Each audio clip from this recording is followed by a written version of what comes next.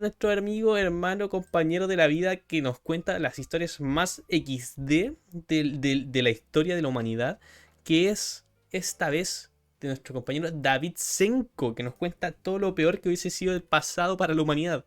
Esta vez con el video llamado La teoría evolutiva más perturbadora, el efecto Calisto. Uy, espérenme, dejen cambiar pantalla. Tuki. Vamos aquí. Las ciencias son una serie de disciplinas que están en constante cambio. Lo que en una década era una verdad absoluta, en la siguiente puede ponerse en duda, y en la próxima, tras series de estudios y experimentación, pueden ponerse patas arriba. Es decir, que a pesar de nuestros avances tecnológicos y nuestra capacidad de realizar Es verdad. Voy a decir simplemente una cosa. Cuando el humano supo de que ¿cómo decirlo? Que la luz y que todo cambia según cómo lo veamos, el humano literalmente pasó XD.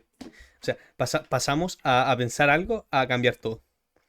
Porque es verdad, si tú miras cualquier tipo de luz o energía o cualquier cosa, su forma, no sé cómo, no me pregunten porque no entiendo bien, sé que es cuántico, cambia respectivamente. Es decir, es una cosa y al mismo tiempo puede ser otra cosa por solamente verla. Así de cuático es el universo.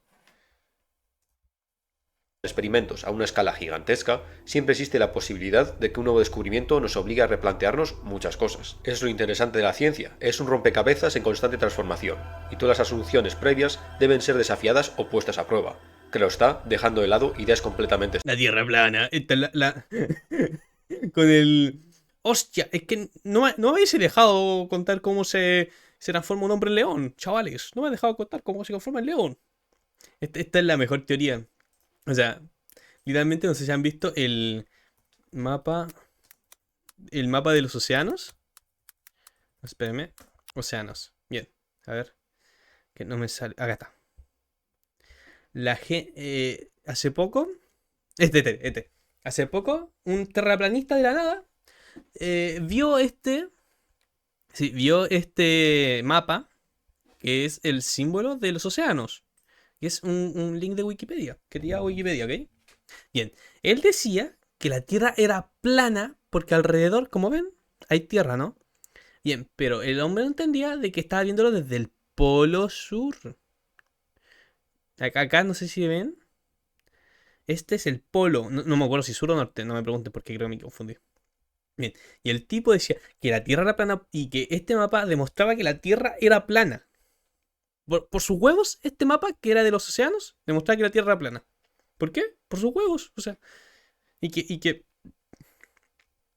después, ¿cómo se llama? Me acuerdo que vi el TikTok de otro tipo que me salió más abajo y salía, bro, entré a océano y me salió esto. Y este man está diciendo que este es la Tierra plana. O sea, espérame, espérame. ¿En qué momento?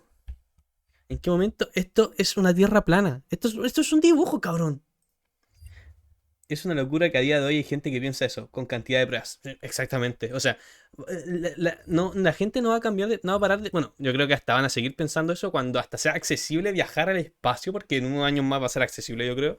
Va a salir, no sé, unos miles de dólares solamente, porque actualmente sale millones, pero yo creo que va a salir después unos miles con la cuestión de Elon Musk. Y va a ser literalmente súper fácil. Y aún así la gente va a decir, no, están editándolo.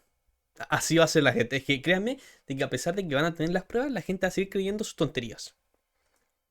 Como que un hombre se puede transformar en un león. estúpidas. En uno de mis vídeos sobre críptidos mencioné una teoría que puede ser la explicación a algunos de los seres misteriosos de la criptozoología. Esta teoría llamó la atención a más de uno, sobre todo teniendo en cuenta que la información sobre este efecto desconcertante de la evolución es muy escasa, en parte debido a que se trata de una teoría bastante controvertida que hace que más de un biólogo pierda los papeles, ya que de ser cierta, dinamitaría todos nuestros conceptos sobre la evolución de las especies. Estoy hablando de la hipótesis Es que de por sí la evolución no funciona como pensamos y nos enseñaron en el colegio, funciona de una forma tan estúpida. Es decir, si tú eres más atrayente hacia, por ejemplo, imagínate que tú tienes, no sé, los ojos color violeta. Bien. Y hay mucha gente que le atrae ese color violeta y tienes muchas mujeres y muchos hijos. Bueno, el color de ojos violeta se transmitirá hasta cierto. Se transmitirá entre ciertas personas. Y como hay más niños, esos niños van a tener más niños. Ese gen va a seguir y va a seguir, va a seguir, va a seguir, va a seguir. Hasta que se expanda masivamente si es que mucha gente le atrae. Por eso es que hay mucha gente con colores de ojos azules actualmente comparado a a la antigüedad. O sea, vean que en todo, más que todo, seguro conocemos a alguien de ojos azules o ojos verdes. O sea, antes era muy difícil ver eso y ahora se ve mucho. ¿Por qué? Porque es atrayente, porque es algo que llama la atención y es algo que te hace, digámoslo, te hace coger con esa persona.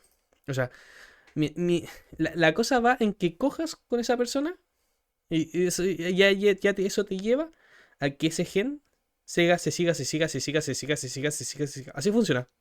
O sea, es tan estúpido que literalmente la cosa que te pueda salvar a tus genes sea que seas atrayente a coger. Nada más. Así es como funciona la evolución. La evolución es cuestión de necesidad, supervivencia y adaptación. Créeme que hay muchas veces que tenemos mucha... Por ejemplo, los meñiques.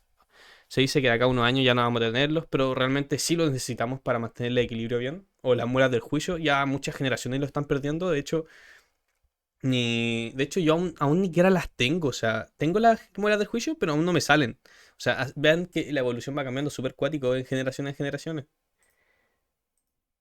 Además, hay muchas veces que, por ejemplo, hasta el más apto no sobrevive porque simplemente no es atrayente. Así estúpido puede ser la evolución. O sea, imagínate que tienes. Miren, me. Tuki. Bien, Tuki. Imagínate que tienes a un hombre bien fuerte, macizo. Ay, bien fuerte, macizo, así súper fuerte. Pero el tipo es miope.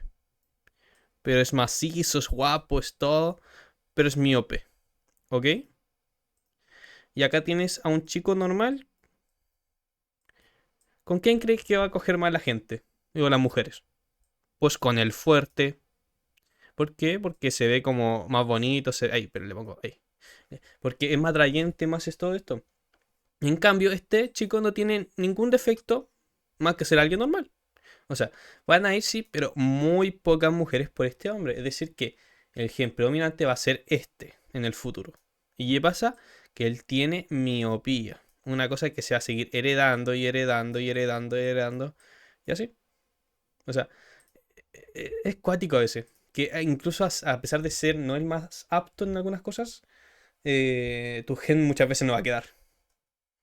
O sea, ¿quieren ver un gen? Vean su apellido. Si su apellido es muy común, significa que sus antepasados, más que seguro es que sean alguien muy cogible. O sea, literalmente, eso es. Tesis del efecto Calisto, también conocida como evolución radial. El concepto que expone esta tesis es tan polémico que aquel quien lo propuso en primer lugar ya hace 40 años fue prácticamente crucificado por la comunidad científica del momento, a la vez que todos los estudios relacionados con el efecto Calisto eran eliminados y enterrados, debido a una serie de acontecimientos que sobrecogieron a la comunidad científica norteamericana en los años 80, y que como si de un mal sueño Aunque, ojo, hay muchas veces que muchas criaturas simplemente mueren antes de poder reproducirse, por eso quedan los más aptos. Así que hay que también dejar ese punto claro, de que a veces pueden ser de que, por ejemplo, los humanos, por ejemplo, que los humanos como no tienen, ¿cómo se llama? Un enemigo realmente más que el propio humano, no tienen necesidad ¿cómo decirlo? De adaptarse mucho. En cambio, una rana necesita adaptarse bien, necesita hacer esto, si muere, significa que no era selectividad, así. Entonces, como el humano no tiene, es más fácil que salgan con, no sé, problemas y cosas así. se tratase, olvidaron, o mejor De dicho, hecho, hay una película que lo muestra mucho, se llama Idiocracy, hermano. Este de acá, mira, espera. Esta, Idiocracy. Que es muy graciosa. Que habla sobre que, literalmente, este era un tipo común que trabajaba para el gobierno. Espérame. Que trabajaba para el gobierno. Y resulta que, ¿cómo se llama? Él, por los azares, por ser tan normal, lo congelaron y lo dejaron como mucho tiempo en una cuestión sin querer. En una cápsula de esto, ¿cómo se llama? De congelamiento. Ya, y resulta que cuando que cuando pasaron muchísimos años, se dieron cuenta de que el IQ de la gente fue bajando. ¿Y por qué pasó? Porque la gente más tonta se reprodució más que la gente más inteligente. Porque la gente más inteligente es más, no sé, conservada, no tiene tantos hijos, son más planeados y cosas así, pues. Entonces, ¿qué pasaba? De que un tipo tenía 8 hijos, por ejemplo. A ver, no sé si sale por acá, pero era, a ver, era familiar. Espérame. Acá está ya. Ya. Que este tipo tuvo varias esposas, ¿lo ven? Brand y todo esto, y tuvo todos estos hijos, y todos estos hijos, y todos estos hijos, y su hijo tuvieron otro hijo, y su hijo tuvieron otro hijo. Y al final terminaba así. 80 años después terminaba así.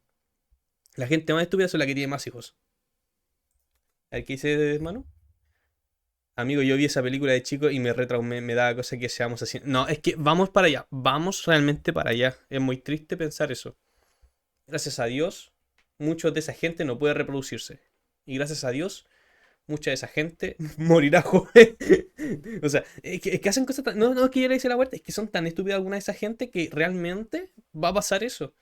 O sea, vean que, no sé si vieron hace poco la chica rusa que lamentablemente falleció porque se cayó una escalera en Argentina por estar grabando un TikTok. Y se cayó una escalera hacia el metro. No, no al metro, pero se cayó por las escaleras que son del metro, porque todos sabemos que las escaleras del metro son como y son gigantes hacia abajo. Entonces, yo creo que vamos derivados hacia allá y al mismo tiempo no vamos derivados hacia allá. Bueno, depende de cómo lleguemos a un punto, porque hay que ver que el humano aún le falta mucho. Decidieron olvidar tras el amanecer. Así que en el vídeo de hoy exploraremos tanto en qué consiste esta teoría como las consecuencias que acarrea para nuestro entendimiento acerca de la evolución de las especies. Del mismo modo, también investigaremos acerca de la serie de sucesos extraños que persiguen esta teoría como una siniestra sombra. David Senko. Esta teoría fue originalmente formulada a finales de los años 70 por el Dr. Whitney Frog, jefe del Departamento de Biología Evolutiva del Museo de Historia Natural de Nueva York. Según Frog, a pesar Es de decir, un crack. que la teoría evolutiva de las especies, como la conocemos, expone que los cambios entre los organismos se dan mediante pequeñas mutaciones genéticas aleatorias que se van transmitiendo de una generación a otra en caso de ser beneficiosas para la especie, cada ciertas decenas de miles de veces, algunas de estas mutaciones aleatorias no son pequeños rasgos que se transmiten a la siguiente generación si la criatura portadora de estos rasgos logra reproducirse, sino que en ocasiones estas mutaciones en el código genético del animal modificarían su apariencia radicalmente. En la mayoría de los casos, estas mutaciones exageradas son para mal, ya que son perjudiciales para el organismo. Todos hemos visto imágenes tanto de animales como de humanos que han nacido con horribles deformaciones resultado de una mutación genética. Casi todos estos casos terminan de la misma manera. El organismo fallece, ya que no puede sobrevivir con tales deformaciones, pero cada cierto Sí, es verdad. Muchas veces, por ejemplo, en el campo pasa mucho eso. No sé si alguien alguna vez ha ido a un campo, tiene algún familiar del campo, que tenga animales. Muchas veces cuando nacen con deformidades no sobreviven más de una semana. Y si sobreviven, tienen que vivir siempre, siempre con necesidades múltiples. Porque son animales que nacieron. No es que nacieron mal, sino que tuvieron lamentablemente la malísima suerte de nacer, no sé, con una cabeza más, con una pierna más, con una cosa en donde no deben, otra cosa donde no deben. Me acuerdo una vez que yo vi un caso de un hombre de campo que una de sus vacas nació sin pulmones, cabrón. O sea, literalmente la vaca nació sin pulmones y obviamente falleció al día porque no podía respirar. Nació mientras nacía. Pero es cuático pensar de que a veces estos errores ocurren de la nada. Muchas veces pasa por incesto porque también hay que ver de que la mayoría de vacas y todo esto, algo hasta el punto, son familiares. Y hay que ver qué pasa con los humanos. O sea, vean qué pasa ahora con las vacas.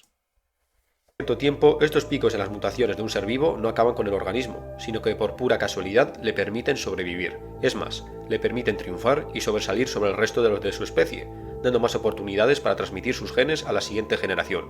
Y Por ejemplo, mire, yo creo que tal vez un ejemplo de esto podría ser el hongo que se alimenta de la radiación, amigos. No sé si vieron esto. De que hay hongos que se alimentan de la radiación y aparecieron en Chernobyl, cabrón. O sea, espérame. Este creo que es. Sí, acá está. La radiación causa cáncer, pero este es un hongo que devora como si fuera un manjar. Su hogar podría ser el más adecuado en Chernobyl. No, pero me acuerdo que encontraban en Chernobyl. Y también un animal, no me acuerdo qué tipo de animal. Creo que era un lobo. Tal vez, ojo, tal vez estoy escapulando que lo vi hace tiempo. Que era podía sobrevivir mucho más y estaba más adaptado al ambiente tóxico en Chernobyl. O sea, es cuático. No nos salen así como cuatro manos y nos convertimos en monstruos, pero pensar de que criaturas normales, animales, se convierten en eso y son capaces de soportar muchísima radiación. Porque hay que decir, allá en Chernobyl no cayó una bomba nuclear, allá en Chernobyl explotó ¿cómo decirlo? Un reactor de por sí. Algo que muy cuático más. y por ende, de que esta mutación genética se vuelva a manifestar en la siguiente generación. Esta tremenda casualidad de la lotería genética es el efecto Calisto, y hasta cierto punto tiene relación con el teorema del mono infinito. Según este teorema, si ponemos unos monos en una habitación pulsando teclas aleatorias en una máquina de escribir, digamos 10 horas al día durante unos años, pues no conseguiremos nada. Un montón de letras y líneas y Uy, siempre he preguntado si eso es verdad porque en algún punto sí va a escribir algo, ¿no? Porque si lo tienes en tiempo infinito, con energía infinita, todo infinito, en algún punto va a escribir más de una hora. O sea, debería escribir algo o hasta algo nuevo. sentido. Si tiene el tiempo infinito, o sea, infinito es para siempre. O sea, no hay final, no hay final ni comienzo. O sea, siempre va a estar haciendo eso. En algún momento va a tener que escribir todo. O sea, en el momento es que esté escribiendo así, no sé, la obra así como mi primera carta así, y está así como tirando al final así, así como, nada, amigo, el mono más listo de la época. Pero ahora imaginemos si pudiéramos dejar estos monos pulsando botones al azar en las máquinas de escribir por un tiempo larguísimo. Millones, decenas de millones o cientos de millones de años. Pues tarde o temprano, estos monos con vida infinita acabarían escribiendo por puro azar algo con sentido. El ejemplo más clásico es que acabarían escribiendo el Quijote.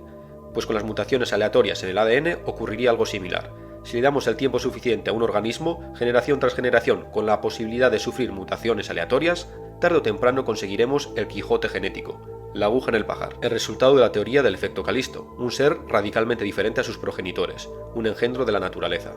El Dr. Frog comenzó a fraguar esta teoría tras una serie de descubrimientos en diversas formaciones a lo largo de todo el globo. Estos fósiles extraídos de las láminas de roca pertenecientes al periodo cámbrico mostraban una serie de organismos perfectamente conservados, impresiones de sus cuerpos blandos, caparazones solidificados y apéndices convertidos en roca.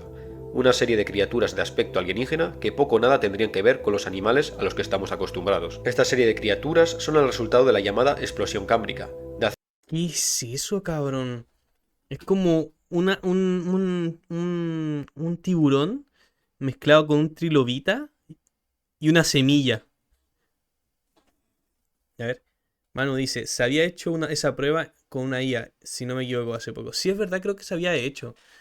Pero igual hay que ver que la IA actualmente está ¿cómo se llama? A tope, está muy topada.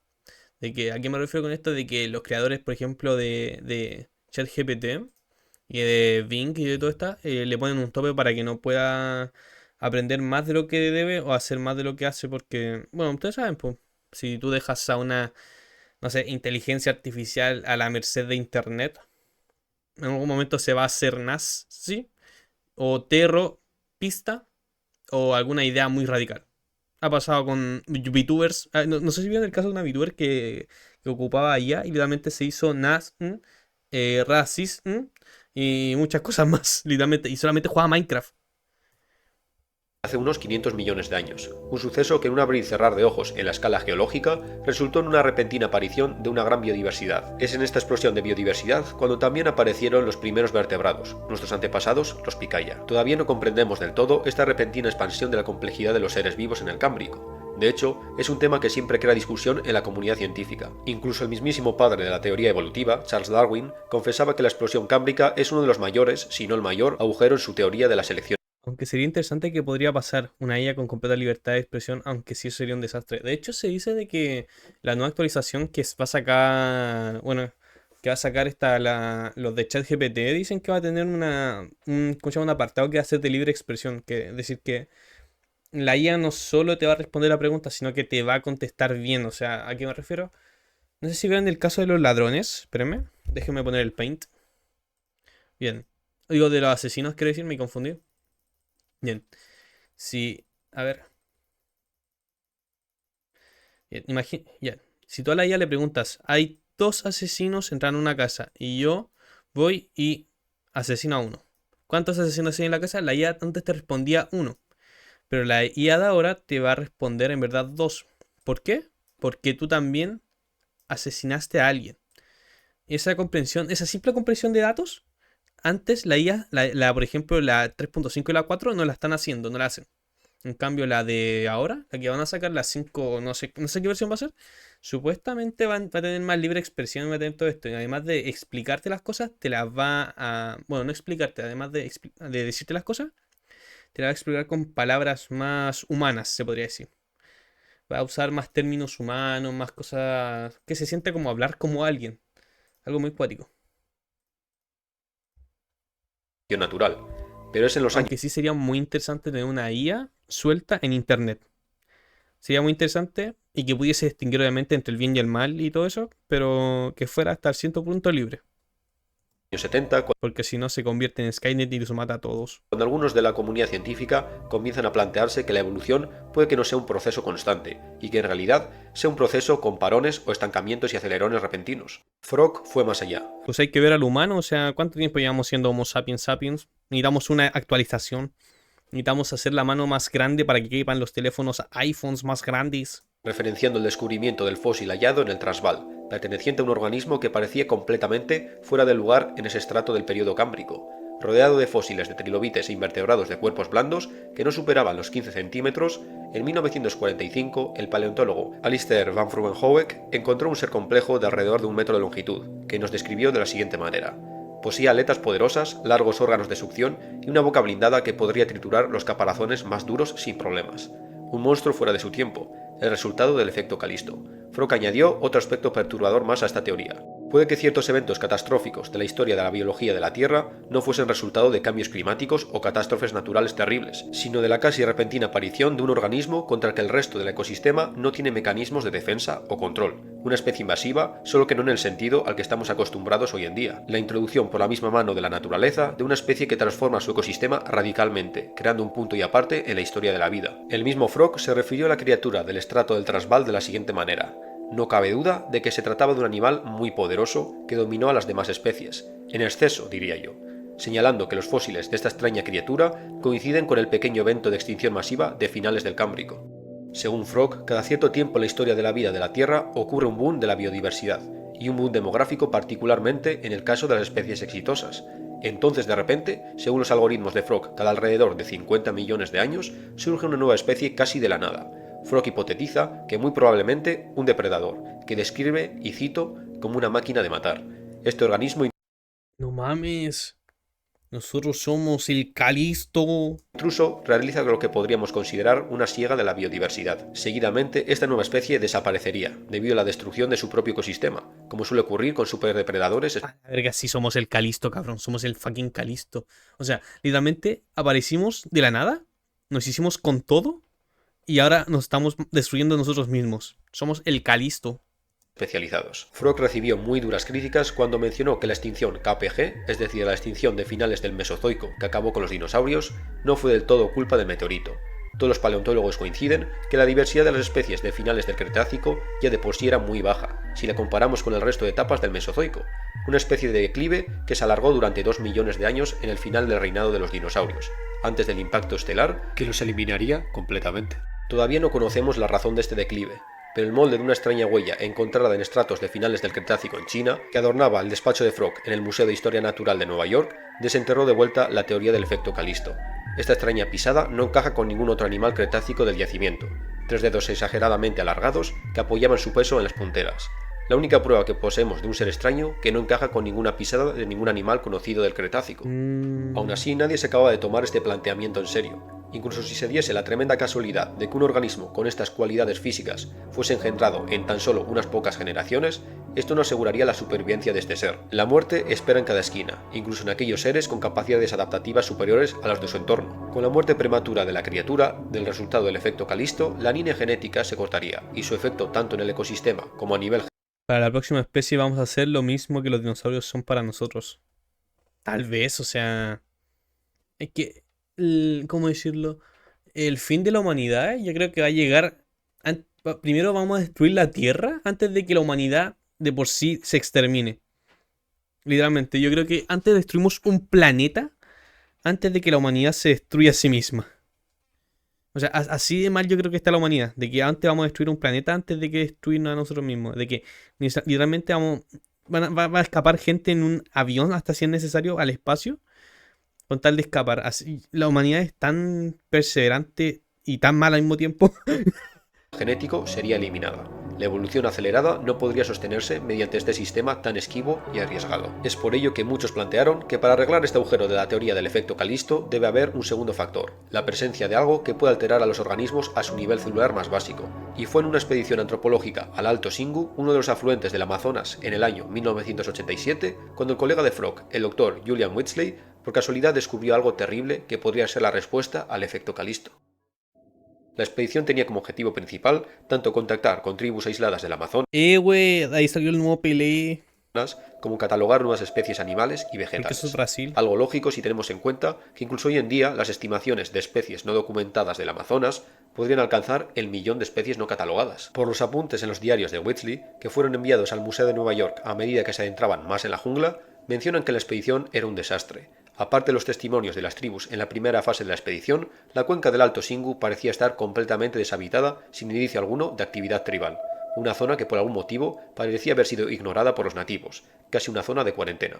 Tampoco ayudaba el hecho que la mayoría de los miembros de la expedición habían decidido dar media vuelta, dejando solos a Whitsley y otros 4 sujetos entre los que se encontraban 2 guías nativos, un intérprete llamado Carlos y el biólogo Crocker. Por una casualidad, mientras Crocker intentaba acercarse para sacar una foto a un jacamar, encontraron una senda que descendía un valle. Los apuntes comentan que la senda era obviamente artificial, el primer indicio de actividad humana en semanas. Avanzando por la senda llegaron a lo que parecía una gran cabaña semiderruida. Los 2 guías pertenecientes a la tribu Botocudo comenzaron a murmurar algo entre ellos. El intérprete consiguió sacarles una traducción. Los guías hacían mención al pueblo Kotoga. Lo poco que se conoce de esta tribu se lo debemos a los testimonios del resto de tribus. Todas ellas coinciden en que los Kotoga eran una tribu especialmente brutal y que rendía culto a Mun, una deidad a la que solían realizar sacrificios. De hecho, la palabra Kotoga puede traducirse en varias lenguas amazónicas como pueblo de las sombras o pueblo oculto. Los 2 nativos comentaron que no debían acercarse a la cabaña debido a la maldición. Los exploradores ignoraron la súplica de los guías y entraron en la cabaña. Las notas de Whitsley describen diversos artefactos, incluido un ídolo exquisitamente tallado que representaba un ser cuadrúpedo, además de un gran número de calaveras con la parte superior del cráneo destrozada. Puede que el resultado de sacrificios humanos en nombre de esta deidad, pero a pesar de ser un antropólogo, lo que de verdad llamó la atención al científico fue un jardín situado tras la cabaña. Aunque había sido invadido por las malas hierbas de la jungla, la vegetación de este jardín encharcado era algo especial. Simples plantas decorativas o puede que los Kotoga les diesen algún uso medicinal. Tras salir de la cabaña, los 2 guías habían desaparecido, pero Whitsley y Carlos se toparon con una anciana que emergió de la maleza. ¿Se trataba de una Kotoga? Probablemente no. La anciana comenzó a hablar una lengua Yanomami, que Carlos fue capaz de traducir. La anciana señalaba la cabaña con una mano temblorosa, y parece ser que imploraba a los hombres que se llevasen a lo que Carlos pudo traducir como demonio. Según Whitsley, la anciana gritaba y se golpeaba el pecho, señalando a la caja de los exploradores y les preguntaba si se llevarían al demonio. Cuando preguntaron por el demonio, los 2 hombres recibieron una respuesta que no necesitó traducción. Cuando los 2 hombres preguntaron por el paradero de los Kotoga, Más encima la otra vez estamos viendo sobre que el Amazonas ni siquiera había sido descubierto bien, o sea, la anciana respondió Tepuy y señaló una meseta que se alzaba sobre la jungla frente a ellos. La anciana comentaba que estaban allí arriba. La mujer se calmó un poco. Hicieron más Esto es cine, señores. preguntas a la anciana. Whitsley anotó información sobre lo que parecía ser una leyenda de los Kotoga.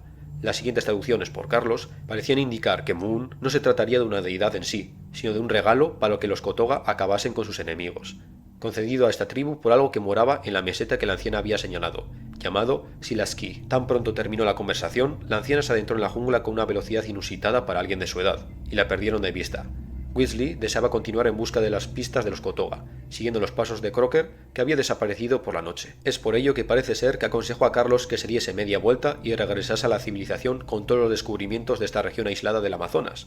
Nunca se supo nada más de Whitsley ni de Crockett. Las cajas y embalajes que portaban los descubrimientos antropológicos tardaron casi una década en viajar desde Brasil hasta el Museo de Historia Natural de Nueva York. La razón de esta tardanza es todavía un misterio, pero lo que no es un misterio es la desaparición de Whitsley en el Amazonas y la muerte de toda la expedición debido a un accidente aéreo en Brasil. Es por ello que esta expedición finalmente... Lo silenciaron, cabrón. Ahí está el chamuco. Lleven a los abuelos con machete, así se encargan.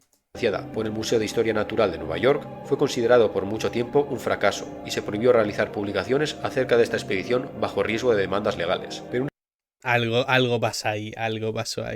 una vez las cajas llenas de artefactos y muestras de la expedición llegaron al museo, la gente comenzó a hablar de vuelta sobre la expedición de Whitsley. y los expertos del museo, entre los que se encontraba Frog, tuvieron el privilegio de investigar acerca de los artefactos. Entre todos, el más impresionante no era otro que la estatuilla de Moon, que Weasley encontró en aquella cabaña, un ídolo de una bestia morfa tallado en gran detalle.